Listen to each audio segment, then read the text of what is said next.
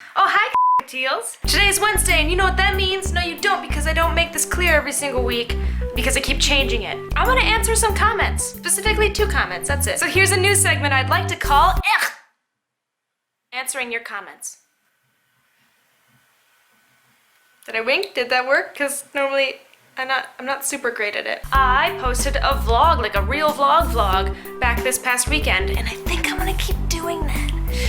Ooh. And I had a couple questions asking to elaborate on what I meant by some of the things that I said. Specifically, Mermaids Are Magic asked, I'd love to hear more about your experience with improv classes if you're willing to share, and 2 people thumbed it up, so that's cool. Dip100 also asked, I've never done improv, so I'm not sure what it's like. Do you think you can explain the "to make me a better person" comment? So in that video, I mentioned that one of the motivating factors to me taking an improv class was to make me a better person.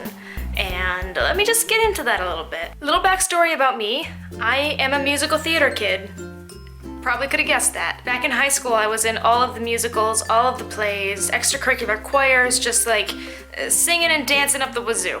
Now, although performing and music was a big part of my life, improv actually wasn't. If it had been offered to me, I absolutely would have jumped on board and done it when I was younger, but my school didn't really put an emphasis on that kind of thing or give us resources to pursue it, which is fine. I don't have a problem with that. I've always been a huge fan of improv. I grew up watching Whose Line Is It Anyway? It made me laugh harder than anything else that I was watching on TV.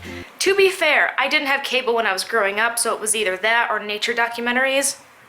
But still, the point still stands. So fast forward a couple years, I go to college, and I went to the College for Creative Studies in Detroit, Michigan, which is a art school conservatory. There's nothing offered there beyond art. There was not an extracurricular community at all. No one ever got together to do anything beyond our homework. And we had a lot of homework, so there really wasn't a lot of time for that kind of thing, but I missed it severely. It's funny, those 4 years of my life, I stopped playing video games, I stopped singing, I stopped acting, and I just buckled down and focused on getting as good as I possibly could at art.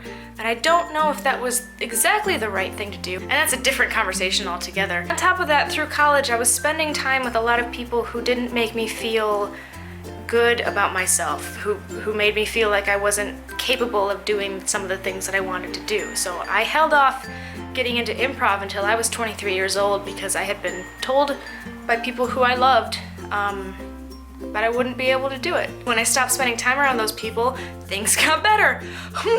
Who'd have thought? I took my 101, my introductory improv class at the Upright Citizens Brigade Theater up on Franklin Street in Los Angeles in 2013, October 2013. It was the best thing that I did for myself after moving to Los Angeles. In my vlog from last weekend, I talked about how I wanted to be a better person, and that's why I went into the class.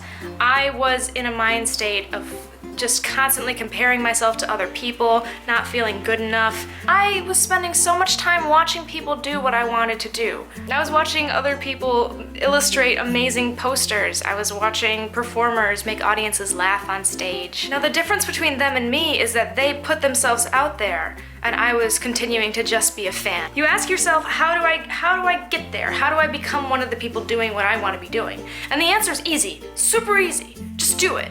But sometimes it's the hardest thing in the world to just do it because your brain's telling you a million different reasons why you shouldn't. And you have to tell your brain to knock it off because that's absolutely not true. You can give yourself all the reasons why something's going to fail, but at the end of the day, you're not going to know unless you do it. And personally, my first step was signing up for that improv class. Now let me talk about the fundamentals of improv. The first thing that they teach you is yes and. What it means is that you need to affirm the person that you're on stage with and then add to the reality that they've created.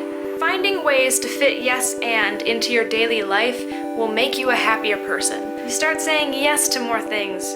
You start helping to create stuff with your friends and family. You stop dwelling in the past and start dwelling in the present and building things now. So yes and. Yes, let me confirm that what you said is true, and let me add my own reality to your reality so we create something together on stage. So for example, if your scene partner turns to you and says, Julie, can you believe we're finally on this plane to Japan? And you say, yes, James, I'm very excited about our honeymoon. And don't tell anybody, but I smuggled our dog Bandit in my carry-on on this plane. Then you've got a scene. The two of you have established a reality, you know who you are to each other, you know where you are and what you're doing. And now we have a conflict, there's a dog on this plane. Also, how did you get the dog on the plane? Like, let's talk about that and move forward with the scene. Cool, awesome. To tell you the truth, I was holding myself back, and once I finally took the dive, I learned what it was like to be in a group of people who supported each other and to support them back wholeheartedly. That reflects on your relationships, it reflects on your family time, your friendships, everything. Even your dog. In long-form improv, you are there to make your scene partner look funny, and smart, and handsome. You're not there to be a ham or to outshine everybody on stage. If you want a more eloquent kind of summarizing of that, look up Tina Fey's Bossy Pants or Amy Poehler's Yes, Please. So yeah, I'm a better, more well-rounded, confident person because I took those classes, because I put myself out there, because I forced myself to go onto a stage with an audience of people having not prepared anything and attempted to make them laugh.